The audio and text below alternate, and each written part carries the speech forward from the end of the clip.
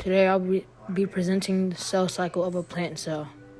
So the first cycle of a plant cell is interphase. There are 3 stages of interphase: G1, S phase, and G2. In G1, the cell begins to grow.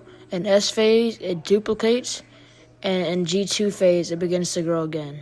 The second phase is prophase. In prophase, the cell begins to prepare to separate the duplicated chromosomes.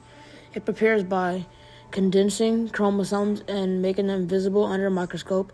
The nuclear envelope breaks down, the spindle fiber begins to form, and centrosomes move to opposite poles of the cell.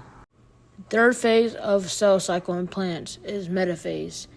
In metaphase, all the chromosomes line up in the center of the cell, attaching to the spindle fiber and becoming fully visible and aligned along an imaginary plane called the metaphase plate. They are ready to be separated into 2 daughter cells in the next phase. The fourth phase of the cell cycle is anaphase. During anaphase, the sister chromatids of each chromosome separate at the centromere and are pulled apart by the spindle fibers, moving towards opposite poles of the cell. This effectively divides the replicated genetic material into 2 distinct sets, ready for distribution into daughter cells. The fifth phase of the cell cycle is called telophase. In telophase, the chromosomes reach opposite poles of the cell. The nuclear membrane reforms around each set of chromosomes, creating 2 separate nuclei, and the spindle fibers disassemble. The chromosomes also begin to decondense and return to their normal interphase structure. This prepares the cell to divide into 2 daughter cells by initiating cytokinesis.